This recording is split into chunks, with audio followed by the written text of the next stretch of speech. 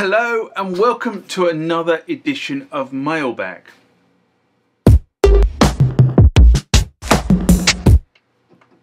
What is Mailbag? Well, Mailbag is a feature of the channel where you guys leave lots of comments on the channel and I attempt to answer those comments, or if I can't answer those comments, I throw it out to you guys who have more knowledge on some of this stuff than I do. So let's get into the first mailbag of this session. Remember, like, comment, subscribe to the channel. Go over to Instagram and follow me there. Go over to Facebook, follow me there. That's where the normal notices are. And consider becoming a Patreon.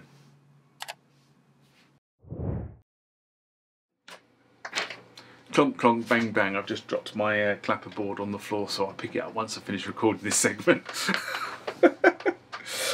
This next one comes from Migraine Gain, and it's in response to Yamaha, Roland, Fender, Thomann and Music Store fined by the German regulator. And this was a video, again, I've been really naughty on this particular section because I haven't written down the dates of the videos. But this was, again, another spring-summer video last year. That'd be 2021. And so you can understand, I'm actually recording this in 2022, how far behind I am on mailbags. But it's also how many questions you guys leave on the channel that are really interesting, I think should be shared. So it's testament to you guys how far back I am in publishing mailbag items. So please keep the questions coming because they are really interesting and quite often food for thought. Anyway, Migraine writes, stop buying from Thomann when they refuse to do VAT at the sales point. When you factor in plus import charges, they're now more expensive than Juno, Andertons and GAK in the UK, and that's really quite true. Thomann used to be a really competitive, even if you factored in the charges relating to cross-border, they have started to become a little bit expensive for UK buyers. Now, I'll read the rest of this and I'll tell you something else that's happened since this kind of came in. So other EU retailers manage it, so why can't Music Store, sorry, other EU retailers manage to include the VAT? So there's no reason why Music Store, this doesn't actually make sense. Other EU retailers manage it, so there's no reason why Thomann can't. That's what they should have said. There's words missing. Music Store has a great prices before Brexit. I got an Akai MPC Live 2 for £850. As for GAK, I got my Modi X6 for way under retail. The price was bounced around like a 90s raver on ketamine. Okay, don't sponsor anything to do with drugs, so just put that clear. Anyway, basically the whole Brexit thing has completely muddied the waters in terms of being able to use places like Thomann. And I have to be honest and say, I have been a Thomann purchaser in the past.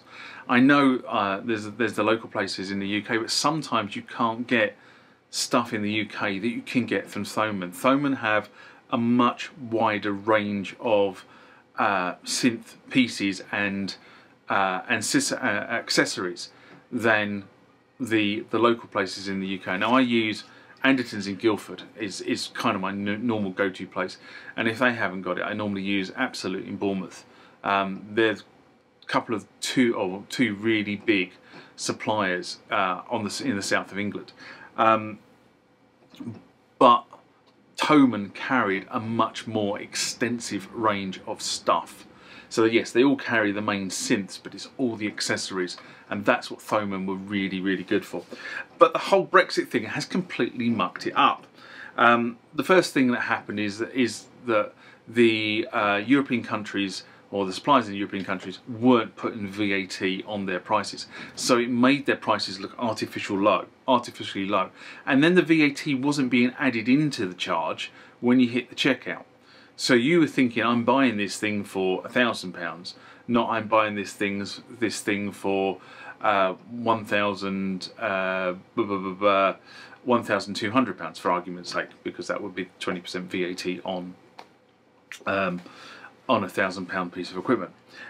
So automatically there was a £200 discrepancy, and what was then happening was they were the courier who brought the item into the country was then charging the VAT, but they weren't only charging the VAT on the £1,000, they were charging the VAT on the £1,000 plus the cost of the courier service to get the goods into the country. So it wasn't another £200 you had to pay, it was another £220 or something like that.